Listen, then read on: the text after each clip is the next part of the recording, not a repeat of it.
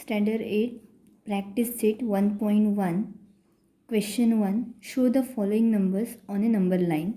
Now आता इकडे आपल्याला 3/2 5/2 आणि -3/2 ही जी रॅशनल नंबर्स आहेत म्हणजेच परिमेय संख्या ह्या नंबर लाईनवर म्हणजे संख्या रेषेवर दाखवायच्या आहेत.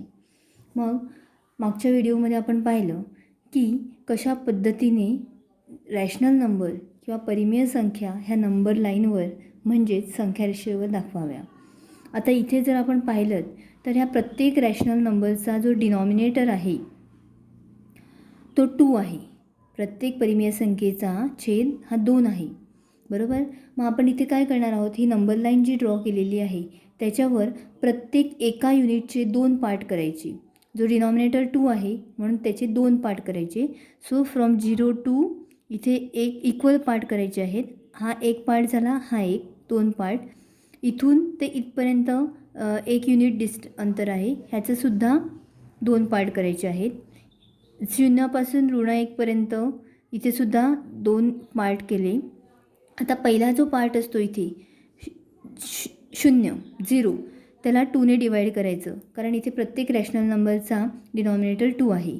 नंतर पहिला पार्ट 0/2, नंतर सेकंड पार्ट 1/2, तिसरा पार्ट 2/2, 1 2 3/2 आणि 4/2.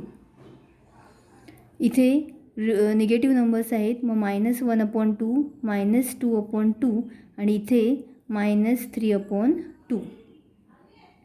आता तुम्ही इकडे जर ऑब्झर्व केलं तर आपल्याला लक्षात येईल 0/2 काय येतं, 0च येतो.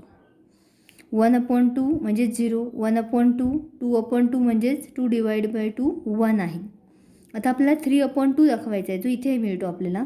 मग आपण अशा पद्धतीने इथे दाखवू शकतो. हा आहे 3/2 रॅशनल नंबर जो 1 आणि 2च्या मध्ये येणार आहे.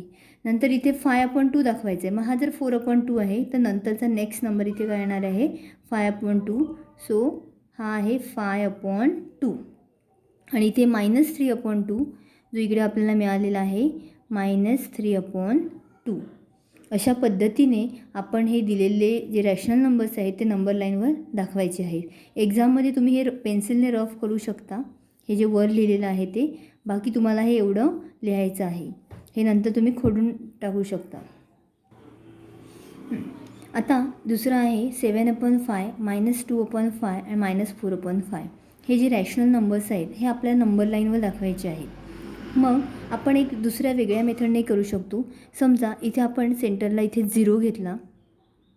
बरोबर. आपण काय करणार आहोत की इक्वल पार्ट करायचे. ही जी एक मी लाईन ड्रॉ केलेली आहे इथे इक्वल पार्ट करूया. समजा इथे तुम्ही पट्टीचा वापर करू शकता. जेवढं डिस्टन्स घेतलं आहे तेवढ्याच डिस्टन्सवर दुसरा पॉईंट. अशा पद्धतीने आपण सेम डिस्टन्सवर एक एक नंबर घेणार आहोत किंवा असे तुम्ही मार्क करून घेऊ शकता. पट्टीचा वापर केला तर जास्त चांगलं होणार आहे. एक्झाममध्ये तुम्ही पट्टीचा वापर करायचा आहे. आता समजा आपण सेंटरला इकडे 0 घेऊया. बरोबर. याचा डिनॉमिनेटर 5 आहे म्हणून आपण 5ने डिवाईड करणार आहोत. 0च्या राईट साईडला नेहमी पॉझिटिव्ह नंबर असतात. मग 0 नंतर 1, 1/5. तिसरा जिथे मार्क केलेला आहे तिथे 2/5, 3/5, 4/5, 5/5, 6/5, 7/5. पुढेही तुम्हाला आवश्यक असेल तर तुम्ही घेऊ शकता. 0च्या लेफ्ट साईडला निगेटिव्ह नंबर्स. मग 0 नंतर -1/5, -2/5, -3/5, -4/5, -5/5, -6/5. आता इथे बघा 0/5. 5ने 0ला डिवाईड केलं तर 0 येतो. बरोबर. 1/5, 5ने 1ला डिवाईड होत नाही. 2/5, 3/5, 4/5, 5/5 म्हणजे 1. 5/5 म्हणजे 1. इथे 1 येणार आहे. इथे -1/5, -2/5, -3/5, -4/5 आणि -5/5. 5/5 म्हणजेच 5/5 म्हणजे 1 आणि हा निगेटिव्ह आहे सो -1. आपली नंबर लाईनवर असे नंबर असतात 0, 1, 2. इथे -1, -2. बरोबर. तर आता आपल्याला कोणते कोणते नंबर दाखवायचे तिथे तर 7/5 जो इथे आपल्याला मिळालेला आहे. मग इथे आपण दाखवू शकतो 7/5. नंतर -2/5 इथे आहे -2/5 आणि -4/5, सो -4/5. अशा पद्धतीने ही जी नंबर लाईन आपण ड्रॉ केलेली आहे, इथे 0, 1, पुढे 2, आपल्याला आवश्यक असतील तेवढेच आपण नंबर घेणार आहोत. 0, -1 अशा पद्धतीने आपण ह्या नंबर लाईनवर हे रॅशनल नंबर दाखवले आहेत. आता -5/8 आणि 11/8 हे दोन रॅशनल नंबर आपल्या नंबर लाईनवर दाखवायचे आहेत. मग आपण काय करूया, तर पहिल्यांदा एक सेम डिस्टन्सवर, सेम अंतरावर एक मार्क करूया. समजा इथे अशा पद्धतीने समान अंतरावर पट्टीचा वापर करून तुम्ही करू शकता. हे आपण अशा पद्धतीने इथे मार्क करून घेतलेले आहेत, काही खुणा करून घेतलेल्या आहेत.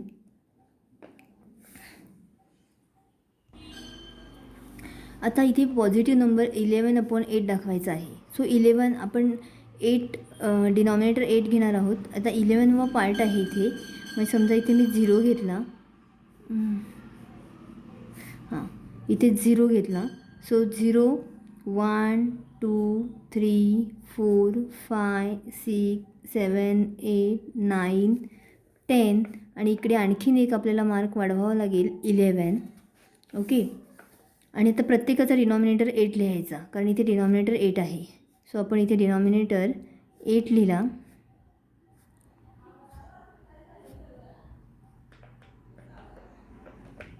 तर इथे बघा 0/8 म्हणजे 0, त्याच्यानंतर 8/8 म्हणजेच 1, म्हणजे 0 नंतर 1 इकडे येतो, 0 नंतर 1 येतो. आणि नंतर आपल्याला हे कोणतेच नंबर दाखवायचे नाहीत, आपल्याला 11/8 दाखवायचं आहे. सो 11/8 इथे येणार आहे हा रॅशनल नंबर. आपण आणखीन छोटे छोटे पार्ट केलं असतं तरी चाललं असतं. त्याच्यानंतर -5/8 दाखवायचं आहे. मग इथे -1/8, -2/8, -3/8, -4/8 आणि इथे आपण अजूनही वाढूया, इथे एक मार्क घेऊया -5/8. मग हा जो आपल्याला इथे नंबर मिळतो आहे हा आहे -5/8. अशा पद्धतीने आपल्याला ही नंबर लाईनच ड्रॉ केली आहे. इथे 0, 1 पाहिजे तर तुम्ही -1, -2 घेऊ शकता, पण आपल्याला जे मेन नंबर दाखवायचे आहेत, जे रॅशनल नंबर दाखवायचे आहेत ते आपण अशा पद्धतीने दाखवलेले आहेत. म्हणजे 11/8 हा 1 नंतर येणारा नंबर आहे आणि -5/8 हा 0 आणि 1च्या मध्ये येणारा रॅशनल नंबर आहे. अशा पद्धतीने तुम्ही हे पेन्सिलने लिहून नंतर खोडू शकता परीक्षेमध्ये. ही अशा पद्धतीने आपल्याला दाखवायचं आहे.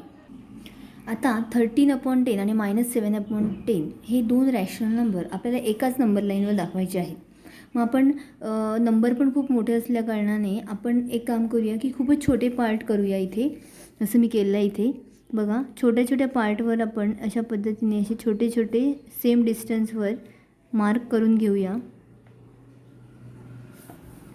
आणि कुठेतरी सेंटरला समजा इथे निगेटिव्ह नंबर 17/10 आहे. समजा इथे आपण 0 घेतला, 0 बरोबर. तर पहिला पार्ट, आता डिनॉमिनेटर 10 आहे म्हणून आपण काय करणार, 0/10 पहिला पार्ट. 1/10, 2/10, 3/10, 4/10, 5/10, 6/10, 7/10, 8/10, 9/10, 10/10. सो 10/10 म्हणजेच 1. 11/12, 12/10 आणि इथे काय येणार आहे, तर हा येणार आहे 13/10. ओके. आणि इथे -1/10, -2/10, -3/10, -4/10, -5/10, -6/10, -7/10, -8/10, -9/10, -10/10. इथे -10/10 म्हणजेच काय, तर -1. 10 डिवाइड बाय 10 1. ओके. आणि निगेटिव्ह आणि पॉझिटिव्ह नंबर आहे म्हणजे -1. -11/10, -12/10 आणि -13/10, -14/10, -15/10, -16/10 आणि इथे जो नंबर आहे हा आहे -17/10. म्हणजे -1 नंतर -17/10 येतो आणि इथे 1 नंतर 13/10. अशा पद्धतीने आपण हे दोन रॅशनल नंबर लाईनवर दाखवू शकतो. Question 2. Observe the number line and answer the questions. आता इथे एक नंबर लाईन ड्रॉ केलेली आहे. आता इथे दिलेलं आहे की ओ हा जो पॉईंट आहे तो 0 हा नंबर इंडिकेट करतो आहे. ओके, किंवा एफ हा पॉईंट 1 हा नंबर इंडिकेट करतो आहे. इथे सी हा पॉईंटचा नंबर दिलेलाच नाही आहे, डी दिला आहे, ई पॉईंट, बी आणि ए हा पॉईंट -3 हा नंबर इंडिकेट करते. आता आपल्याला काही प्रश्न विचारलेले आहेत, ते क्वेश्चनचे आपल्याला आन्सर्स लिहायचे आहेत. Which number is indicated by point B. Which number is indicated by point B. आता इथे बघा, बी हा पॉईंट कोणता नंबर इंडिकेट करतो हे आपल्याला विचारलेलं आहे. मग तुम्हाला आत्ताच सांगितलं की कशा पद्धतीने आपण बघितलं की नंबर लाईनवर रॅशनल नंबर दाखवतो. जर आपल्याला रॅशनल नंबर दाखवता आले तर आपल्याला इथे तर आपल्याला दिसत नाही आहे, कोणताही नंबर दिलेला नाही आहे, पण तो आपल्याला शोधायचा आहे. मग कसा शोधायचा? तर बघा, एक रफ वर्क मी इथे करून दाखवते. पहिला नंबर आपला 0 आहे इथे, बरोबर. आणि आता आपण 0 आणि -1 ह्या 1 युनिट डिस्टन्स किंवा 0 आणि 1 हे 1 युनिट डिस्टन्स पाहिलं तर प्रत्येक युनिटमध्ये 4 पार्ट केले आहेत. हा 1, 2, 3 आणि 4 पार्ट. 1, 2, 3, 4 बघा, 1 आणि 2 ह्या 1 युनिट डिस्टन्समध्ये सुद्धा 4 पार्ट केले आहेत. सो आपण डिनॉमिनेटर किती घेणार आहोत? 4. इथे सुद्धा 0 आणि -1मध्ये 1, 2, 3 आणि 4 इक्वल पार्ट आहेत, म्हणून 4 डिनॉमिनेटर घ्यायचा. मग हा पहिला 0/4 आहे. आपला बी हा पॉईंट पाहिजे. हा बी पॉईंट 0च्या लेफ्ट साईडला आहे. मग आपण इथले नंबर बघूया. हा पहिला पार्ट 0/4. मग नंतरचा पॉईंट जो इथे मार्क केलेला आहे तो नंबर आहे 1/4. नंतर -1/4, -2/4, -3/4, -4/4. हा जो पॉईंट आहे -5/4. हा आहे -6/4. हा आहे -7/4, -8/4. म्हणजेच 8/4 किती? 2 येतं. नंतर इथे आहे -9/4 आणि हा जो बी जर आपण बघितलं तर -10/4. Okay, so which number is indicated by point B? तर point B is indicated number -10/4. So answer is -10/4. Okay, next आहे which point indicates the number 1 and 3/4. आता इथे कोणता नंबर आहे? तर हा जो आहे आपल्याला ह्याचं फ्रॅक्शनमध्ये कन्वर्ट करायचं. फ्रॅक्शनमध्ये आपण कसं कन्वर्ट करायचं ते तुम्हाला माहिती आहे. आपण ह्या डिनॉमिनेटरने ह्या नंबरला मल्टिप्लाय करतो. 4 × 1 4 आणि हा नंबर ॲड करतो. सो +3 7. 4 1s are 4 +3 7. सो 7/4 आपल्याला कोणता नंबर फ्रॅक्शन मिळतो इथे? Rational number 7/4. सो आपण इथे 7/4 कुठे आहे? तर 7/4 नंबर लाईनवर कुठे येईल हे आपल्याला शोधायचं आहे. मग आता इथे आपण 0/4 पार्ट केलेला आहे. त्याच्यात आता हा पॉझिटिव्ह नंबर आहे. मग 0च्या राईट साईडला बघूया. इथे तर कुठेच दिसत नाही आहे. मग आपल्याला शोधावा लागेल. मग कसं शोधायचं? तर हा 0 आहे. मग नंतरचा पार्ट हा 1 असणार आहे. सो 1/4. इथे 2/4, 3/4 आणि 4/4 म्हणजेच 1. 5/4. हा आहे 6/4 आणि इथे आहे 7/4. सो 7/4 हा जो नंबर आहे, बरोबर, हा कोणता पॉईंट इंडिकेट करतो आहे? तर इथे आहे पॉईंट सी. म्हणून आपण आन्सर लिहिणार आहोत पॉईंट सी. अँड आपला लास्ट क्वेश्चन आहे state whether the statement the point D denotes the number 5/2 is true or false. ही जी स्टेटमेंट दिलं आहे the point D denotes the number 5/2 हे स्टेटमेंट ट्रू आहे का फॉल्स आहे हे आपल्याला आयडेंटिफाय करायचं इथे. तर बघा, डी हा पॉईंट कुठे आहे? इथे आहे. पण डी हा पॉईंट कोणता नंबर इथे दाखवतो आहे, कोणता नंबर डिनोट करतो आहे हे आपल्याला दिलेलं नाही आहे. तर आपण बघूया. इथे सी हा पॉईंट 7/4 डिनोट करतो आहे. मग नंतरचा नंबर आहे 8/4.